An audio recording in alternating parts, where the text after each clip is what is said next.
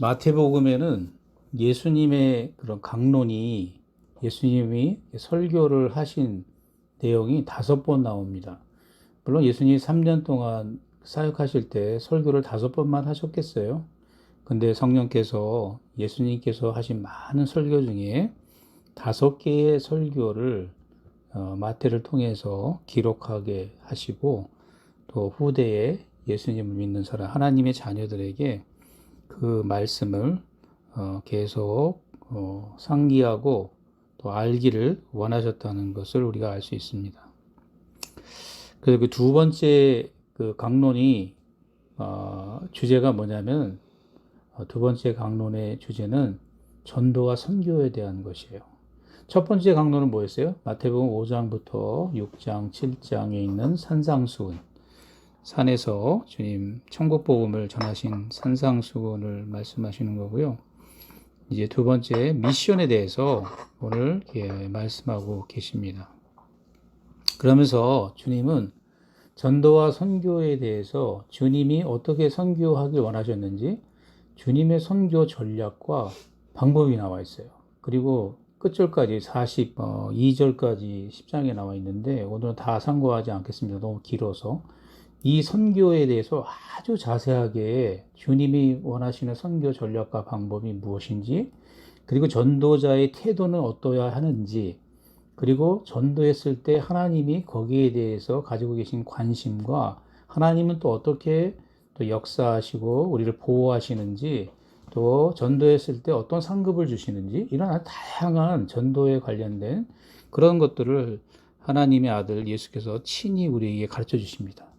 그래서 우리가 배워야 될 것은 뭐냐면은 그것은 바로 우리가 이 땅에서 오늘도 교회는 선교하고 전도하는데 주님의 방법을 기억하고 주님이 원하시는 방법대로 하는 선교가, 전도가 가장 성경적이고 주님이 원하시는 선교라는 거예요. 그래서 그것이 무엇인지, 주님의 선교 전략은 무엇인지, 그런 것들을 이렇게 나눠서 우리의 삶에 적용시키기를 원합니다. 그런 은혜가 있기를 예수님의 이름으로 축원합니다. 예수님의 선교 전도 전략부터 먼저 살펴보겠습니다. 예수님은 선교 전도 전략을 할 때 3가지의 3단계로 전도 전략을 펼쳐가세요. 첫 번째는 뭐냐면 주님은 항상 먼저 전도할 제자들을 택하십니다. 그 다음에 두 번째는 그들에게 능력을 주세요. 그 다음에 세 번째, 능력을 주신 다음에 그들을 주님이 원하시는 전도지, 선교지에 보내십니다. 그러니까 택하시고 능력을 주시고 주님이 원하시는 곳에 파송, 보내셔요. 이게 주님의 선교 전략입니다. 그러면서 주님 오늘 말씀해 보면 10장 1절에 12제자를 부르세요. 12제자를 부르시면서 예수께서 그 12제자를 부르사 더러운 귀신을 쫓아내며 모든 병과 모든 약한 것을 고치는 권능을 주셨다고 말씀하고 있어요. 자, 6장에서 제일 마지막에 보면은 주님이 이런 기도를 하라고 말씀하시죠. 무슨 기도를 하라 그래요?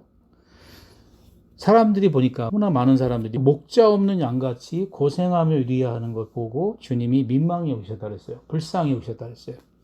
그래서 제자들에게 이르시되 추수할 것은 많은데, 즉 사람들 전도해서 영혼들을 추수해서 천국으로 데려갈 그런 일들은 많은데 그 일을 할 일꾼이 적다는 거예요. 일꾼이 적어서 어떻게 하랬어요? 38절에 그러므로 추수하는 주인에게 청하여 추수할 일꾼들을 보내어 주소서라고 기도하라 그랬어요. 자, 주님이 이렇게 부탁하셨는데 성경을 보니까 성경이 그렇게 했다는 말은 없는데 9장 끝절하고 10장 1절을 보면 예수님께서 친히 모범을 보이시면서 아버지 하나님께 추수할 일꾼을 보내달라고 기도하셨고 그 기도의 응답을 받으신 것 같아요. 그래서 추수할 일꾼들을 세우세요.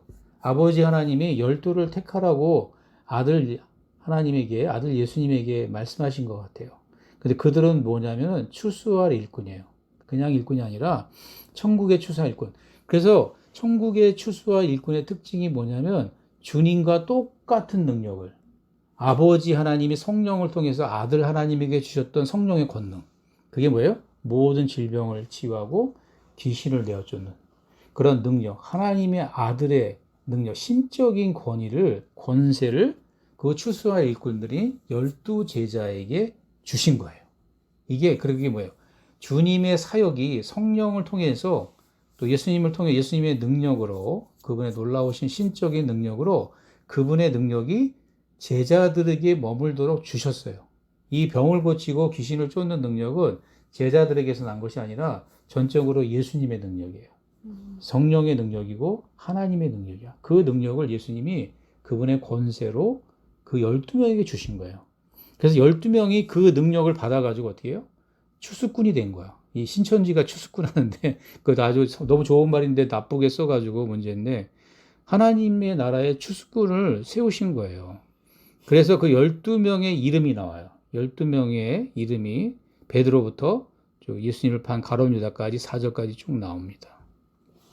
자, 주님의 전략은 사람들을 택하시고 제자 중에 그리고 택하셔서 능력을 주시고 그들을 파송하세요. 그러면서 마태복음에서만 유일하게 12제자를 12사도라고 불렀어요.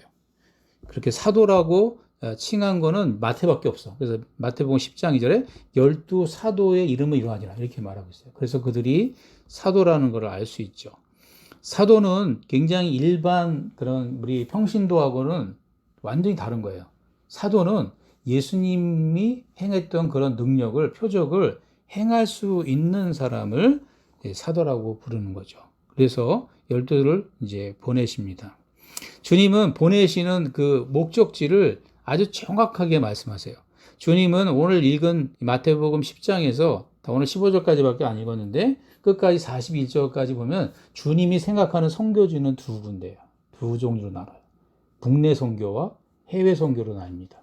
국내 선교는 어디냐면은 오늘 5절부터 말한 것처럼 자, 5절 우리 한번 다 같이 5절 6절 읽어볼까요? 자, 5절 6절 주님의 선교지 첫 번째 시작 예수께서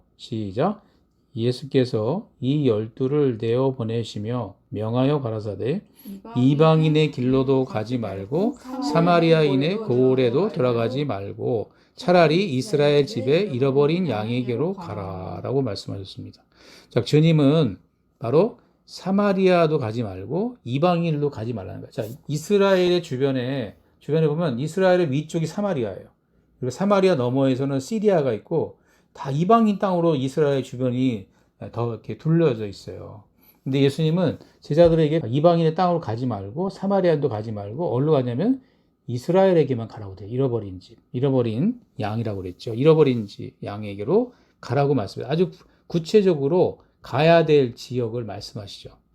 그런데 주님은 해외 선교도 말씀하세요. 해외 선교는 그 5절부터 15절까지는 국내 선교고 이스라엘 땅만 선교하는 거고 사실 이제 다음 주야 16절부터 보면 보라 내가 너희를 보냄이 양을 이리 가운데 보낸과 같도다. 그러면서 너희는 뱀같이 지혜롭고 비둘기같이 순결하라. 그러면서 18절에 보면 또 너희가 나를 인하여 총독들과 임금들 앞에 끌려가리니 이는 저희와 이방인들에게 증거가 되게 하렸습니다. 이방인에게 가서 총독들하고 임금들에게 제자들이 가서 복음을 전할 걸 말씀하고 있어요.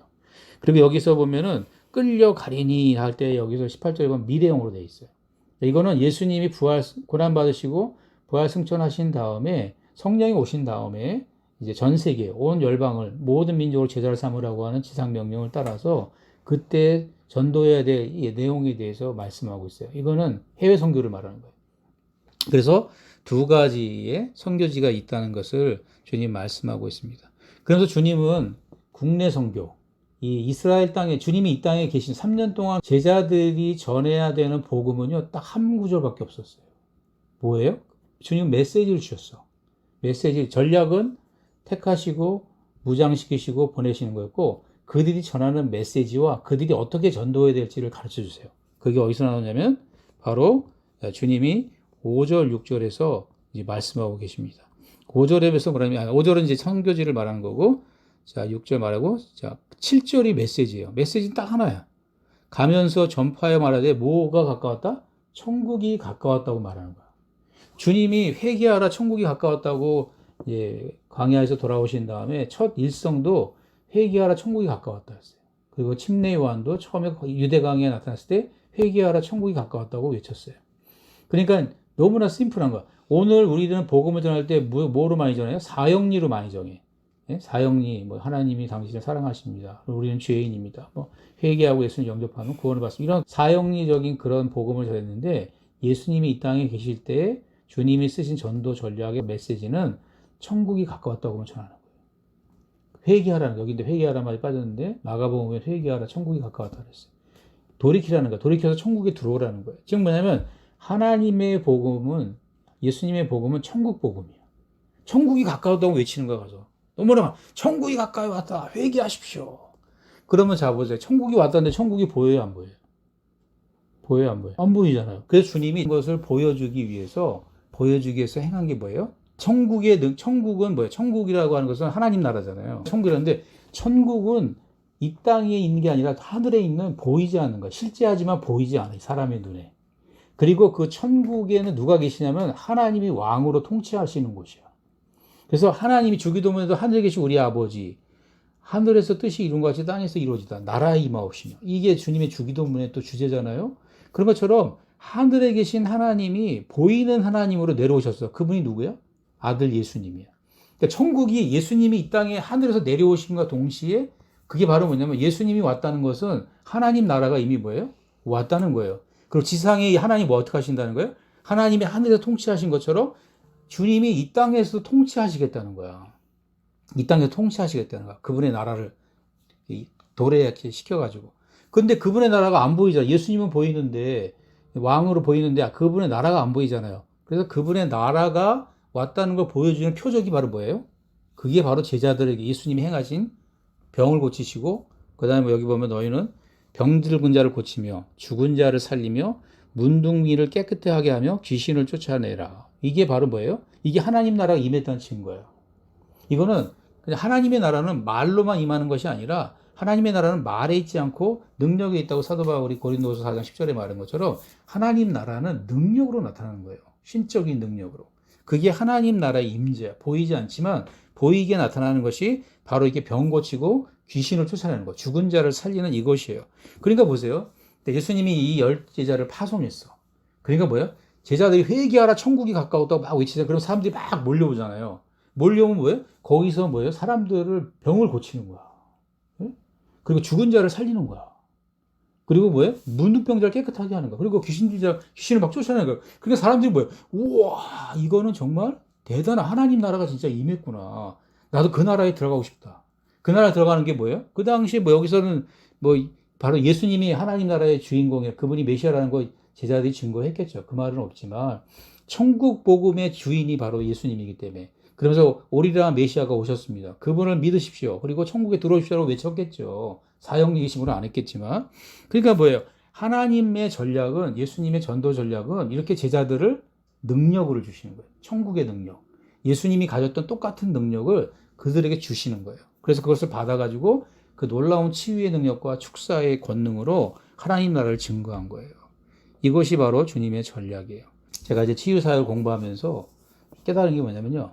3세기까지 기독교가 그 역사에 뭐라고 되어 있냐면 기독교가 핍박 가운데도 왕성하게 전파됐던 이유 중에 하나가 바로 기독교의 교회들 가운데 이렇게 질병을 고치고 이 8절에 나온 것처럼 죽은 자를 살리고 귀신을 쫓는 일이 굉장히 많았대, 초대교회에. 300년 동안. 그 역사가 너무 많아가지고 많은 사람들이 교회로 몰렸대요. 그러면서 부흥의 역사가 이렇게 병 고치고 귀신을 쫓아내는 초자연적인 하나님 나라의 능력 때문에 복음이 전파됐다는 거예요. 그래서 그것이 다른 종교와 구분이 됐다는 거예요. 그게 역사책에 기록되어 있어요. 그 내용이 교회사의 역사에 기록되어 있어요.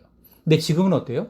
지금의 복음은 하나님이 말로만 하시지만 그래도 중생케 하시고 은혜를 주시지만 이런 축사하고 병 고치고 귀신을 쫓아내는 이 능력이 교회 안에서 많이 사라졌어요. 그리고 심지어 병 고치고 축사하는 교회를 이상하게 생각해요. 두려운 눈으로 보고 안 좋게 봐요.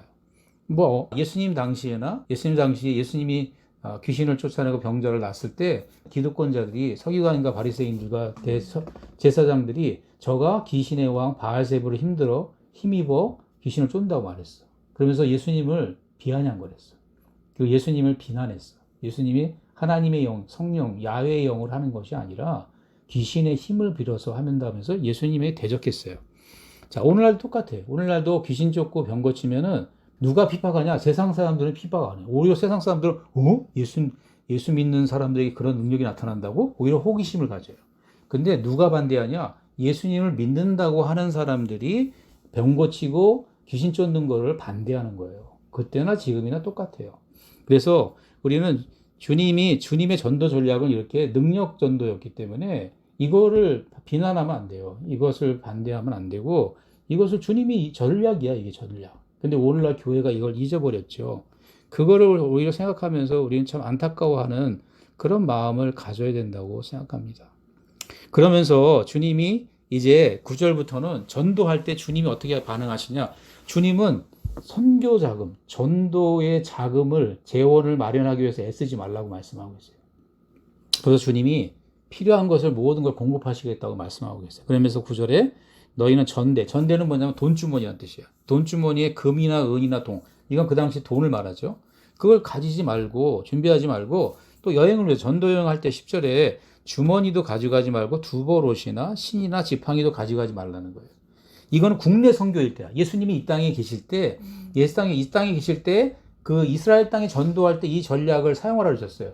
근데 이것을 이제 학자 간의 논쟁이 있어. 이게 보편적인 선교 전략이냐? 아니면 예수님이 이 땅에 3년 동안 계실 때 공생의 기간 동안에 예수님이 이스라엘 땅에 전도하는 한시적인 전략이냐? 이거에 대해서 논란이 많아요.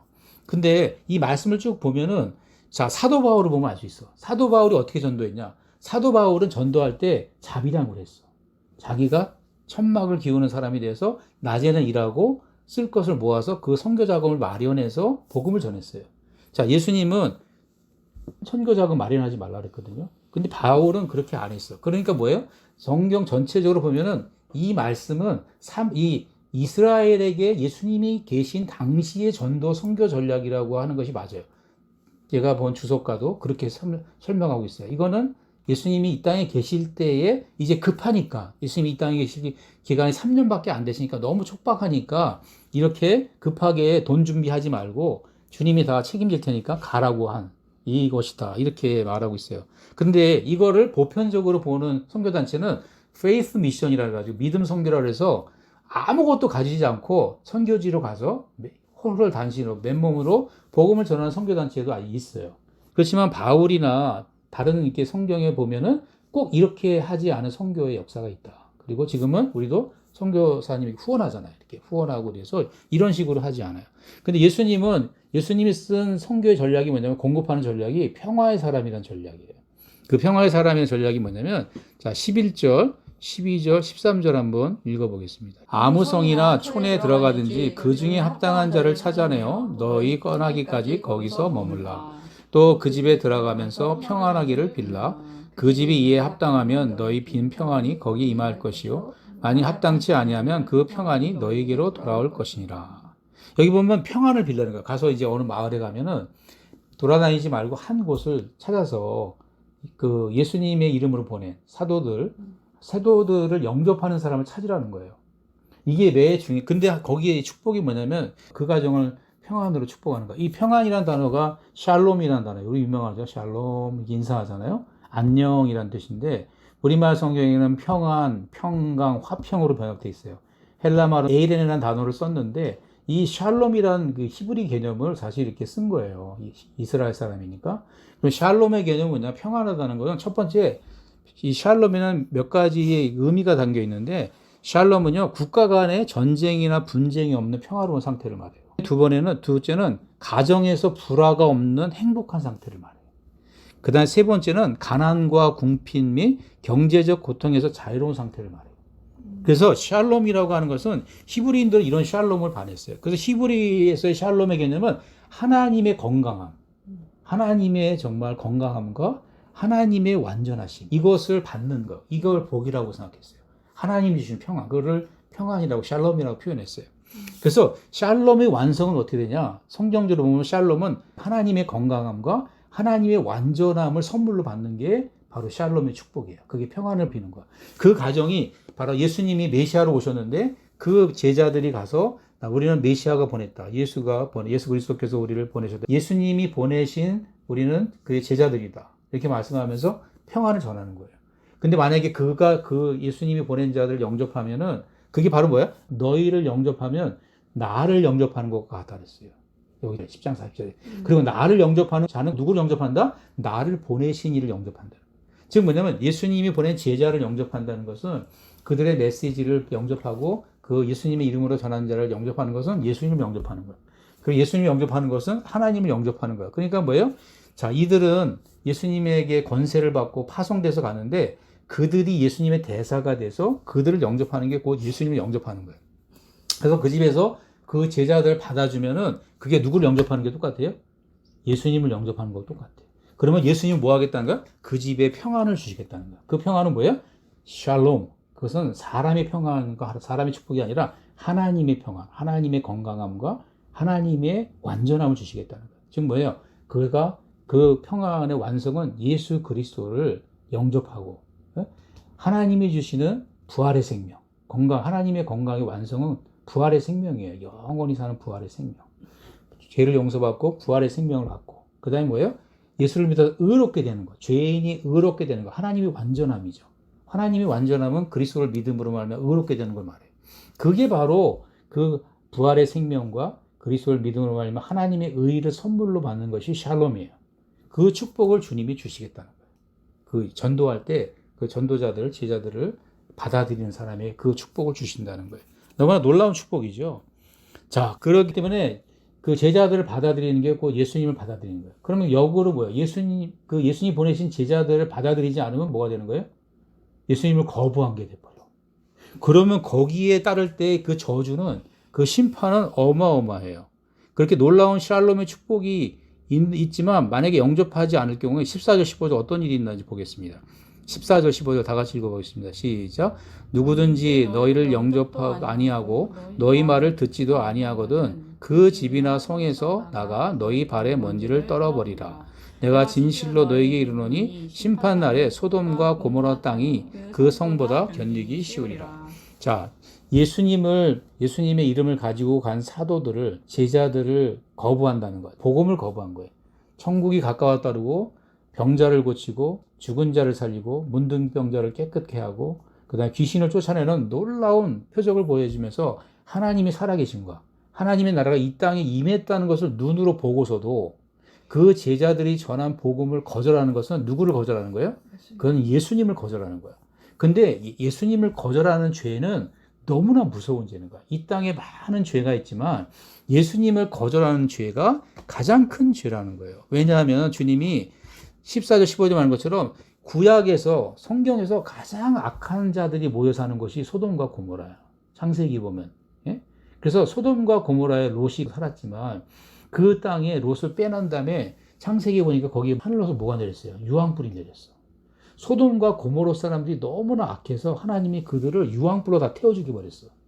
근데 이 예수님의 제자들의 메시지, 천국 복음의 메시지를 거절한 사람은 그 악한 자들, 소돔과 고모라 땅이 그 악한 자들보다 더 악하다는 거예요. 주님 보시기에.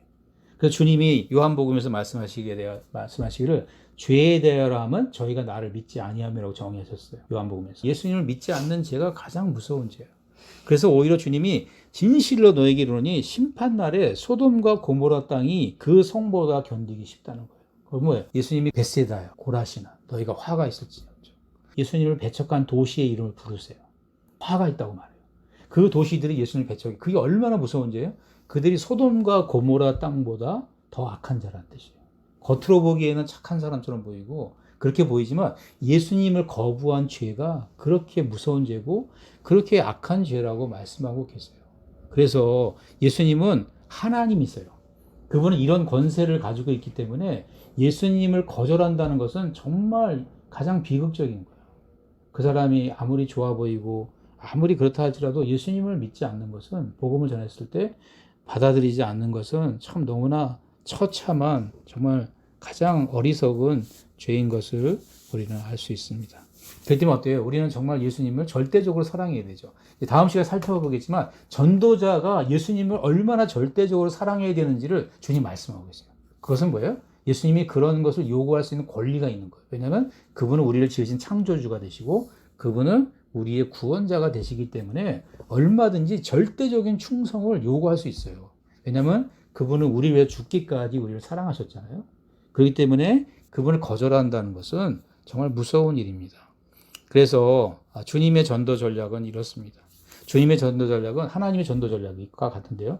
하나님 아버지는 천국에서요, 하늘에서 한 사람을 딱 보내세요, 사람을. 그게 누구예요? 예수님이에요. 그리고 예수님에게 성령을 충만함을 주셔서 사람으로 오시고 완전한 하나님이시면서 완전한 인간이 그분에게 성령의 능력으로 신적인 권위를 갖게 됐어요. 능력을 갖게 됐어요. 그리고 주님은 그 권세를 누구에게 주세요? 12명의 제자들에게, 사도들에게 그 권위를 똑같이 주세요. 그래서 그들이 뭐예요? 병 고치고 귀신을 쫓아내고 죽은 자를 살리는 놀라운 예수님의 권세, 천국의 권세를 가지고 복음을 전해요. 그래서 복음이 말에만 있는 게 아니라 능력이 있다는 걸 보여주세요. 그 다음에 12제자가 이제 예수님이 떠나신 다음에 12제자가 오순절날 성령 받고 120분도와 함께 제대 성령 받고 주님 말씀하시죠. 위로부터 성령이 임하시면 너희가 권능을 받고 예루살렘과 유대와 사마리와 땅끝까지로 내 증인이 되는 거예요. 주님의 증인은요, 권능을 받아야 돼. 예수님이 행하셨던 성령의 은사로 주님이 행하셨던 놀라운 그런 능력을, 예수님은요 9가지 은사 중에 2가지만 안 하셨어요. 그리고 7가지 은사를, 성령의 은사를 다 사용하셨어요. 2가지가 뭐냐면은 9가지 은사 중에 방언하고 방언 통변을 안 하셨어요. 그렇지만 병 고치고 영분별, 믿음, 그 다음에 그런 귀신을 쫓아내고 능력을 행하고 이런 모든 것들은 성령의 능력으로 다 행하신 거예요. 그래서 이제 예수님을 믿는 제자들은 또 뭐예요? 성령이 임하시면 성령의 은사, 성령의 권능을 받아서 예수님처럼 사도들이 또 그래서 뭐예요? 민간에 많은 표적을 행하잖아요. 그리고 사도 바울이 말하기를 내가 사도된 표된 것은 내가 너희 가운데서 모든 참음과 표적과 기사와 능력을 행한 거라 했어요. 자기가 사도된 표는 표적과 기사와 능력을 행한 것이라고 말하고 있어요. 즉 자기도 예수님처럼 행했다는 거예요. 그것이 하나님 나라의 복음의 전도의 전략이에요. 이제 오늘날에도 사도적 권능을 받고 예수님처럼 병 고치고 귀신을 쫓는 사람들이 있어요. 그렇지 않은 사람도 많죠. 근데 오늘날에도 하나님은 사도적 권세를, 사도적 영성을 하나님이 정하신 택한 사람들에게 주셔서 오늘날도 놀라운 기적을 통해서 주님의 몸된 교회를 세우고 그 다음에 하나님 나라의 복음을 전파하고 수많은 사람들을 주님의 나라로 초청하고 계세요. 그렇기 때문에 우리가 정말 조심해야 될 것은, 다시 말씀드리지만 귀신 쫓고 병 고치는 것에 대해서 부정적으로 생각하면 안 돼요. 그것은 하나님 원하시는 것이요.